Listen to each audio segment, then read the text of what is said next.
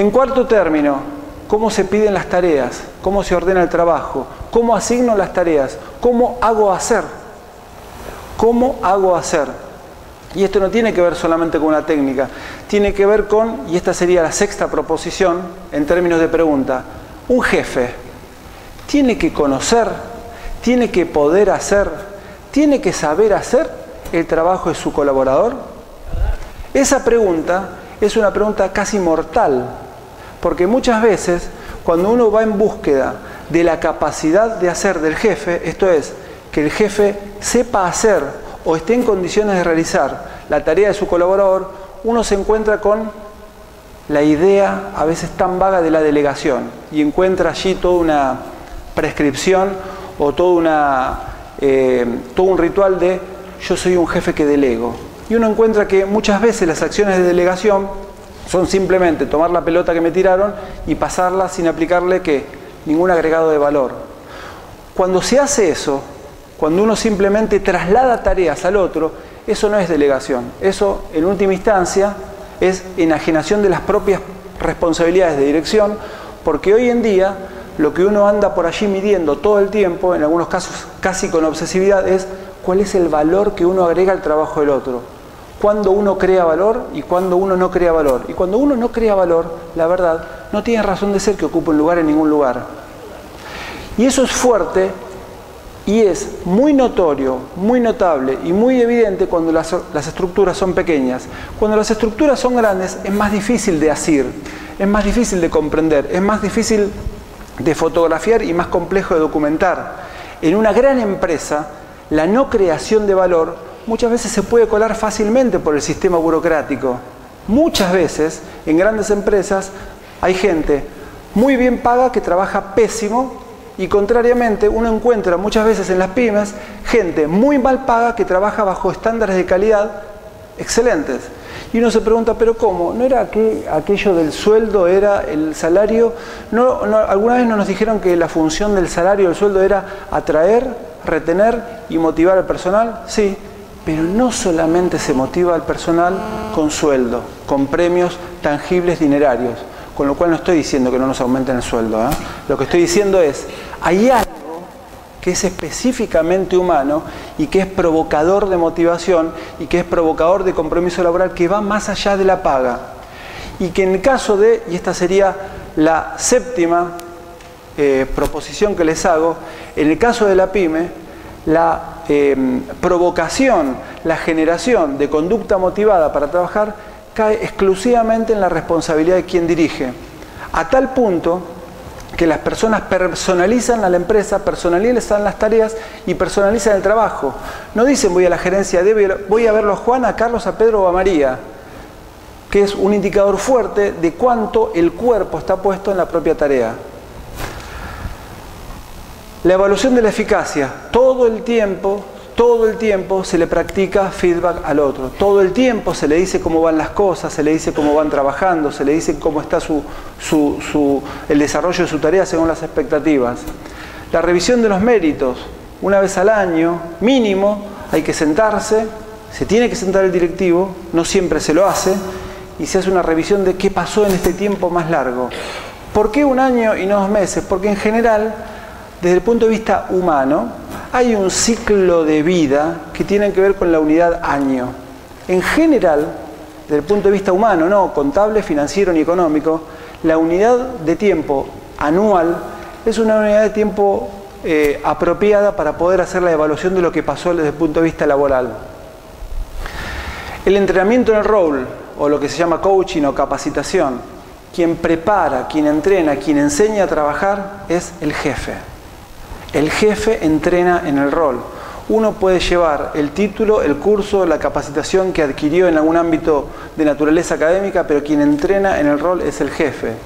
Y, no sé si era la séptima o la octava proposición que les hago, es, muchas veces vemos que la práctica de la capacitación, del coaching, en las pymes, al menos en las unidades de análisis que uno revisa o que uno visita, se hacen sin esta denominación formal. Entonces hay mucha acción de capacitación que no tiene la forma formal, valga la redundancia, de curso, de situación creada al efecto, sino que todo el tiempo uno encuentra que el jefe está estoy medio lerdo, bueno, porque Gabriel es tremendo con el tiempo. Todo el tiempo, inclusive por una cuestión de cercanía, alguien nos está diciendo cómo trabajar, cómo hacer, cómo corregir. Eso es coaching. De más está decir que aquello de lo tangible y lo intangible en la vida laboral es complejo. Si yo fuera contador, andaría por ahí tratando de documentar y de generar herramientas racionales para medir la conducta humana. Como esto es más complejo, pero les puedo asegurar que es muy posible comparar la productividad en términos de acciones de coaching de un directivo de una pyme y compararla contra las acciones de coaching de un directivo de una empresa grande o global. Y les puedo asegurar, y esto en gran medida tiene que ver con lo de grandes en términos de las acciones, todo el tiempo el directivo de pyme está capacitando, todo el tiempo. No de una manera, insisto, académica, sino de una manera práctica y a veces de corto plazo. El proceso de selección, de búsqueda y de selección, la desafectación y el despido son funciones o prácticas gerenciales que no se pueden delegar en otras personas, las tiene que hacer el jefe del área, quien dirige el área correspondiente o respectiva, y finalmente algo que es absolutamente intangible, porque no tiene que ver con la iniciación de procesos de calidad, mucho menos con procesos de certificación. Los procesos de certificación de calidad y de implementación de sistemas de gestión de la calidad, la más de las veces en nuestra realidad argentina, tiene que ver con pretensiones comerciales y no con pretensiones de mejorar los productos y servicios. Tiene que ver con una fantasía respecto de que si mi servicio o mi producto portan una cucarda con una denominación X van a ser más vendibles. Eso no es una preocupación inicial en las pymes. Hay una preocupación por la mejora de la calidad. Y a veces, y esta sería la anteúltima proposición, la 9, adolecen muchas veces las pymes de procesos de mejora de la calidad sostenibles en el tiempo. Hay dificultades para la formulación de objetivos, para la formulación de planes. Uno a veces pregunta, ¿qué objetivos tiene usted para este año? Y alguien contesta, y yo este año quiero mejorar. Y eso no es un objetivo, eso es una expresión de deseos, válida. Es una expresión de deseos importante, es una expresión de deseos, hasta diría, motivadora, pero un objetivo es, este año quiero incrementar en un 35% la participación de mercado en el sector lavarropas para Conurbano Sur. ¿Y por qué es un objetivo? Porque uno lo puede medir. Esto es una dificultad que no tiene que ver con la propia estructura de la pyme, sino que tiene que ver con esta suerte de actividad surfer que tienen los que dirigen pymes, que es gestionar la coyuntura de la manera más efectiva posible. Y la cuestión de la confianza y la cuestión de las prácticas gerenciales, en nuestra opinión, promueven lo que muchas veces uno denomina el potencial de la gente, el potencial de la gente para trabajar, el potencial humano. Y en ese punto, dos cuestiones que nosotros, no teníamos claro al inicio de las visitas, al inicio de las entrevistas y al inicio de las observaciones. Nosotros pensábamos que la cuestión del talento individual de la gente tenía que ver con capacidades que se iban generando grupal o colectivamente. El talento de la gente es absoluta, exclusiva, centralmente individual. El talento tiene que ver con los individuos, con cada uno de los individuos, Juan, Pedro, María, de tal o cual edad, en tal o cual área. Ahora, el desafío de quien dirige, esto tiene una luz, ¿no? ¿La roja la luz? El desafío de quien dirige es tratar de transformar el talento que está en el plano de lo individual, talento no en términos actorales, porque hoy en día la televisión deforma bastante los términos apropiados. Talento no tiene que ver con American Idol o con estos programas de cantar y hacer ese tipo de histrionismos en la televisión, el show off. Talento tiene que ver con capacidades para hacer, concretamente. Entonces el desafío tiene que ver con hacer de estos talentos individuales capacidades de trabajo. Y en ese punto, la diferencia entre talento y capacidad tiene que ver con que el jefe, gerente, jefe, como lo quieran denominar, a través de alguna de las prácticas gerenciales, hace esta transformación. Y esa transformación tiene que ver con esas funciones que mencionamos antes. El coaching es una de ellas. Sin este paso de talento a capacidad no se puede hablar de potencial humano, porque el potencial humano sí tiene que ver con lo colectivo. Entonces yo puedo hablar del potencial humano de la pyme tal, o del potencial humano del área de producción, o del potencial humano del área de finanzas. ¿Por qué? Porque tiene que ver con toda esa suerte de pool de talentos que unidos me permiten planificar un poco más a largo plazo. Si yo me quiero fusionar, si quiero vender, si quiero comprar, si quiero, sin ir más lejos, lanzar un nuevo producto o un nuevo servicio, tengo que saber cuánto a nivel de lo colectivo tengo para bancar esa estrategia de trabajo, esa estrategia de lanzamiento. Entonces, este punto, transformar el talento de las personas en capacidad de trabajo, diría, y esta es la última proposición de la noche, es la dificultad que nosotros estamos tratando de medir. Primero, afirmé, es una dificultad. Estamos tratando de medir por qué es tan complejo en una pyme hacer esa transformación. En alguna medida, tenemos una hipótesis que estamos tratando de probar.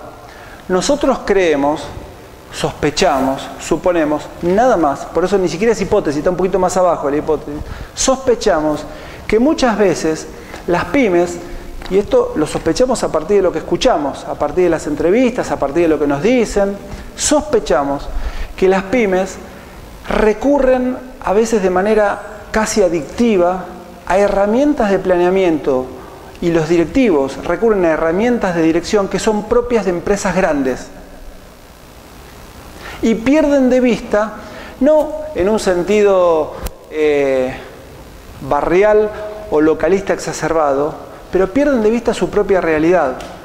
Alguna vez, cuando empezó a circular esa idea tan fuerte y tan vaga al mismo tiempo, porque dice mucho y dice poco, la idea de globalización, al mismo tiempo surgía una contraidea o una idea complementaria que era la de glocalización. Si la globalización tenía que ver con esa mirada fuertemente generalista a escala mundial, la glocalización tenía que ver con pensar a escala mundial pero actuar a escala local. Pensar a nivel general pero actuar a nivel local. Y en este punto nosotros sospechamos que en la dirección de estas empresas pequeñas y medianas hay una dificultad para adaptar, para utilizar con racionalidad o para crear propias herramientas de gestión.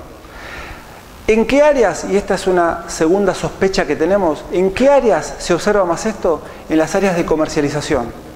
La mayoría de las herramientas de comercialización que nos cuentan los directivos de la pymes utilizan no tienen muchas veces nada que ver con su realidad económico-financiera, política de producto, sino que tienen que ver con lo que han visto que funciona en mercados grandes. Y en este punto, probablemente la dificultad esté en que a veces es imposible estar en misa y en procesión, como decía mi abuela.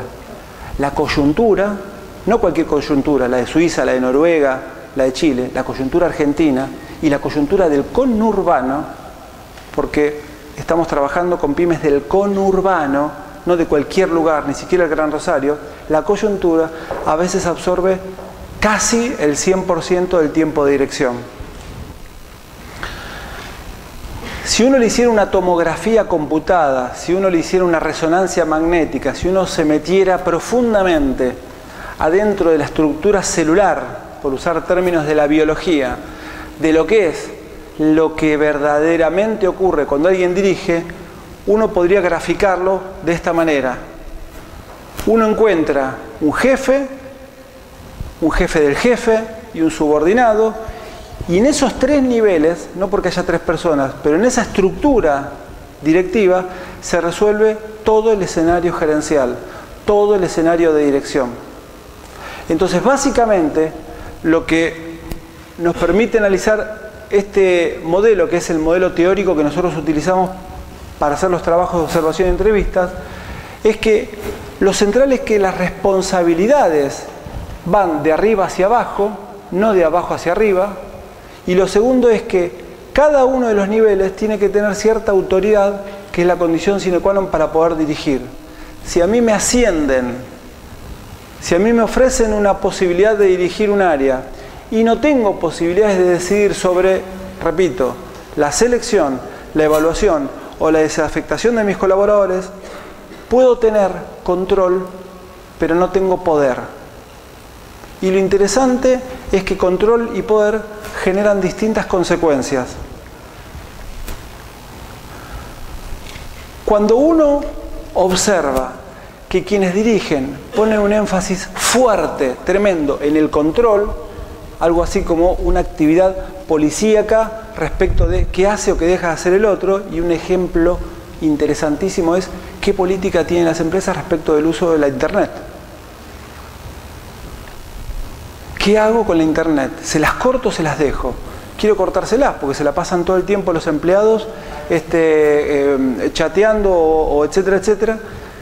Cuando uno pone énfasis fuerte en las acciones de control, y insisto, por eso aclaré que no era ni contador ni economista, no me refiero a la función del controller o las funciones de naturaleza de control financiero, control contable, que son propias de una estructura racional de gestión, sino me refiero al control de la conducta laboral. Si uno pone, cuando dirige, excesivo peso en el control de la conducta laboral del otro, lo que genera es miedo, distancia, paranoia. Paranoia no significa que nos volvemos todos locos y terminamos internados. Significa simplemente que no me gusta acercarme al otro. Que si puedo tomo distancia. ¿Por qué? Porque me genera inseguridad. Porque el control tiene que ver con agarrarme, con no dejarme hacer. Ya sé que es excesivamente psicológico. Es más, es fuertemente psicoanalítico. Pero el control en exceso genera paranoia. Por eso los grupos, cuando armamos grupos, no se arman sobre la base del control, se arman sobre la base de la confianza, de la pegatina, sobre la base de me gusta estar con el otro.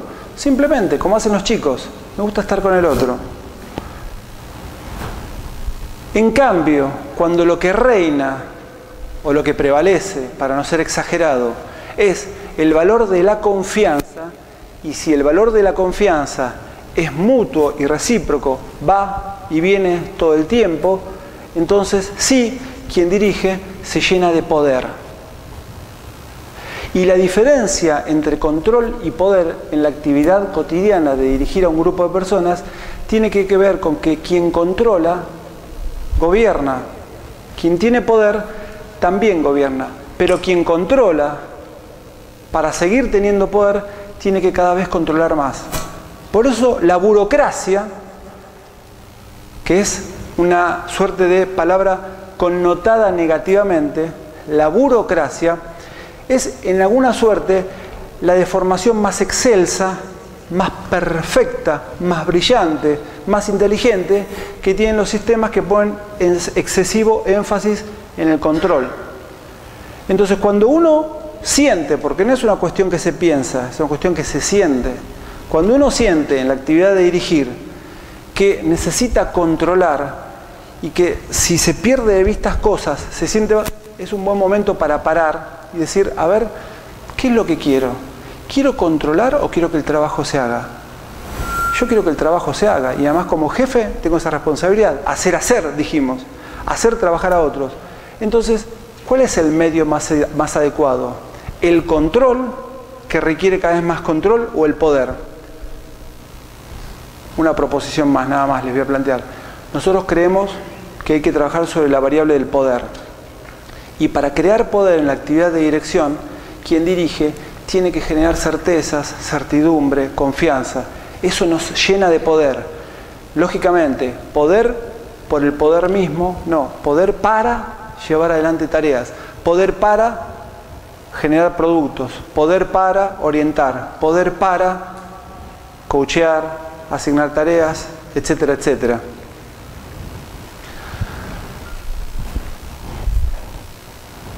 Algunas de los Boca River que nosotros vemos en el día a día, y con esto terminamos. A veces, por el lado del control, desequilibrio entre la capacidad, el trabajo y la remuneración. Obviamente que hay gente que ocupa puestos para los cuales no tiene la necesaria capacidad y su remuneración no está acorde. Excesiva cantidad de niveles, lo que uno podría denominar la burocratización. Y en este sentido, ni siquiera llega al nivel de hipótesis, por eso no les voy a decir número 11 o número 12, pero en los últimos tiempos, inclusive sobre la base de algo que le cuesta enorme esfuerzo a las pymes, que es obtener plata, conseguir créditos, los modelos de generación o de solicitud de créditos siguen modelos prescritos por organismos financieros internacionales que son casi imposibles de comprender. Un gerente de planeamiento de Acindar puede comprender claramente cómo pide un crédito y cómo presta. Pero el directivo de una pyme que necesita pedir un crédito para reponer una maquinaria tiene enormes dificultades para poder interpretar la función financiera, que es una función sensible en un negocio. Muchas veces no hay una relación clara entre quien dirige y quien es dirigido. No están claras las distancias en niveles. Y vuelta, la tentación ¿cuál es? Vestirme de jefe para desde el ritual ser jefe. Y en una pyme en realidad lo que cuenta es un tercer factor que no es motivo de la investigación en este momento, porque todavía no lo tenemos preparado, pero es cómo se crea autoridad. Cómo se genera autoridad. ¿Qué es la autoridad? Bueno, tenemos una sospecha. Nosotros sospechamos que la autoridad, pensamos, sospechamos, creemos, etcétera, etcétera, sospechamos que la autoridad de quien dirige en una pyme se mide rápida y fácilmente y tiene que ver con cuánto el jefe sabe. El empleado mira, nos mide y concluye con mucha certeza si sé o no sé. Y cuando yo siento, porque insisto, no es del orden de lo racional, es del orden del sentir. Cuando yo siento que mi jefe sabe, lo sigo. ¿No era que el liderazgo era seguir al líder? Liderazgo. Entonces, la construcción de autoridad y la diferencia entre roles tiene que ver con las capacidades. Por eso, nada mejor para un directivo que ser capaz en su función, que no tiene que ver con tomar cursos, tiene que ver con saber hacer. Trabajar es decidir en gran medida. A veces hay confusiones importantes respecto de qué es una tarea grande, qué es una tarea chica y cómo la delego. ¿Qué implica delegar? Pero les adelanto que se percibe muy fácilmente cuando la delegación de tareas es mayormente una enajenación de propias responsabilidades que un procesamiento de algo que me dieron a mí y yo le paso al otro. Delegar una tarea significa, alguien me pidió algo a mí, yo lo proceso, le agrego valor, algo hago y se lo paso al otro. Si yo se lo paso tal como lo recibí, estoy tirando la pelota, enajenando mis propias responsabilidades y eso se nota y se ve. Se ve cuando el jefe tiene que reemplazar al colaborador o cuando tiene que resolver un problema. Por el lado del poder, bueno, se logra gran equilibrio entre capacidad, trabajo y remuneración, aunque no es sencillo. Los licenciados en administración, que son los que se dedican centralmente, aunque ahora los ingenieros les pelean bastante el terreno, pero se dedican al área de compensaciones y beneficios, no es fácil planificar, armar un salario. ¿Cuánto le pago? ¿Por qué le pago? ¿Qué pago cuando estoy pagando? ¿Qué premio cuando quiero premiar? El reconocimiento ligado a la eficacia personal, es decir, el mérito asociado al trabajo bien hecho. El establecimiento, o sea, que haya una instancia notable, pero no documentada, porque no necesariamente tiene que estar en un organigrama, pero tiene que estar claro quién manda y quién obedece, quién dirige y quién es dirigido. El jefe es quien administra justicia. El jefe es quien decide prácticamente todo. El jefe es la empresa. Cuando yo dirijo, en mi nivel, yo soy la empresa. Y por último, cuando se estructuran relaciones sobre la base de confianza, prevalece la transparencia en la información. Y no tiene que ver con el país de Heidi o con el país de Blancanieves o con Disneylandia. Tiene que ver con que, y hoy en día esto, quizás la situación humanamente crítica que estamos viviendo, crítica en un sentido, es suficiente con observar cómo nos manejamos, cómo nos hablamos, cómo conducimos, cómo estacionamos, etcétera, etcétera. Hoy quizás la situación crítica humana que estamos viviendo los argentinos sea una gran oportunidad para revisar estas cuestiones. No soy de los que ingenuamente creen que toda crisis es una oportunidad. Vieron que hay mucho aliento a las crisis son oportunidades. A veces son oportunidades, a veces no. Las crisis son oportunidades cuando uno tiene con qué sostener la crisis. Si no es una crisis y es un bajón. Por eso la crisis, la palabra crisis tiene una connotación fuertemente negativa, tiene mala prensa. Pero quizás hoy sea un momento oportuno para reparar en esto. Y en este punto, y esto quedará para más adelante o para otro seminario, Sería interesante comparar resultados, porque lo que espera una empresa no es que la gente se lleve bien, se ame, se quiera, sino que lo que espera la empresa es ganar cada vez más dinero para que sus accionistas cada vez estén mejor. Bueno, si uno hace un análisis, quizás es un tema un poco hot esta semana, pero si uno hace un análisis, está muy por fuera de nuestras posibilidades, contrastivo y comparativo, respecto de cuál fue el factor que mayor incidencia tuvo en la generación de resultados económicos financieros positivos en las empresas de servicios públicos privatizadas a inicios de la década del 90, Telefónica, Edesur, Edenor, Aguas Argentinas, etcétera, etcétera. Hay mucha bibliografía que durante mucho tiempo describió que el gran logro de la acción gerencial había generado esas performances económico-financieras importantes y positivas. De hecho, no hubo balance que nos diera muy bien. Yo me animaría a proponer que en realidad, desde la perspectiva sistémica, pesó más un contexto socioeconómico y político-legal, que la gestión dirigencial o la gestión directiva. En ese sentido, la PYME sigue siendo, en mi opinión, la mejor alternativa o la alternativa más simpática, más versátil, más creativa, no solamente para generar mayor empleo, sino para construir y para pensar modelos de liderazgo a nivel de lo empresarial. Me excedí un poco, pero gracias.